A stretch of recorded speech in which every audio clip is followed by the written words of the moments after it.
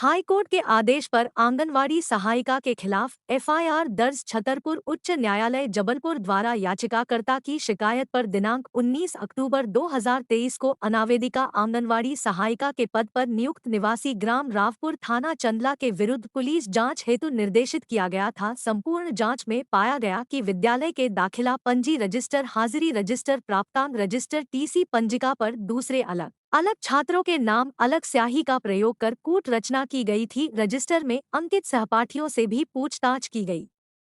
जिस पर सहपाठियों ने ऐसी किसी छात्रा को पहचानने से इनकार कर दिया। उन्होंने बताया कि उक्त आरोपियां हमारे साथ नहीं पढ़ी है। आरोपिया द्वारा बाल विकास परियोजना अधिकारी लवकुश नगर को आंगनबाड़ी सहायिका के पद पर नियुक्ति हेतु कक्षा 5वीं और कक्षा 8वीं की जो अंक सूची उपलब्ध कराई गई थी वह कूट रचित थी। साथ ही महिला बाल विकास परियोजना अधिकारी लवकुश नगर द्वारा मांगी गई सत्यापन रिपोर्ट जो कि आरोपी शिक्षक के हस्ताक्षर से प्राप्त हुई थी वह भी कूट रचित थी। आरोपिया द्वारा आंगनबाड़ी सहायिका पर नियुक्ति हेतु कूट रचित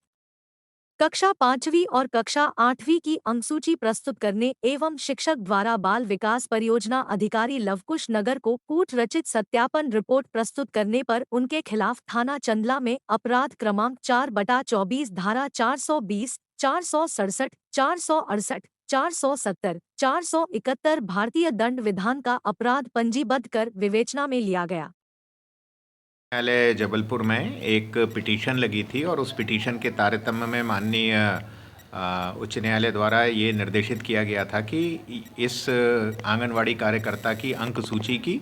और इसके अन्य दस्तावेजों की जांच की जाए। इस पर से एसडीओपी लवकुश नगर श्री नवीन दुबे द्वारा पूरे प्रकरण की जांच की गई और इस जांच के दौरान जिस स्कूल में पढ़ना बताया गया था, जिस स्कूल से मार्कशीट निकलना बताया गया था, और उस सभी की विस्तृत जांच की गई और साथ ही जो मार्कशीट इन्होंने प्रस्तुत की थी उसको विवादास्पद अभिलेख परीक्षण पीएचक्यू में भी भेजा गया और क्वेश्चन डॉक्यूमेंट में, और वहाँ से भी जो रिपोर्ट आई उसके आधार पे और अन्य दस्तावेजों के आधार पे और उस महिला के जिस साल में उसने पढ़ना बताया है उसमें जो अन्य सहपाठी थे उनके कथनों के आधार पे ये पाया गया कि ये मार्कशीट अंक सूची फर्जी थी। इस पर से इस आंगनवाड़ी कार्यकर्ता एवं वह स्कूल का प्राध्यापक जिसने इनका प्रमाणीकरण एक प्रस्तुत किया था, इन दोनों के विरुद्ध थाना चंदला में धारा 420, 467, 68 आईपीसी के तहत प्रकरण पंजीबद्ध करके विवेचना में लिया गया है। सर, किसके आदेश पर ये हुआ था? जैसे कि हमारे कोर्ट ने दिया था, लेकिन ये किसी और ने एफआईआर की थी क्या? किसी ने इसके ऊपर आपत्ति नहीं, इस पे इनकी नियुक्ति को लेके जो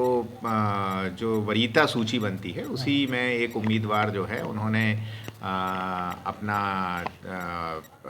पिटीशन लगाई थी और उस पिटीशन के तारतम्य में माननीय उच्च न्यायालय द्वारा ये निर्देशित किया गया था।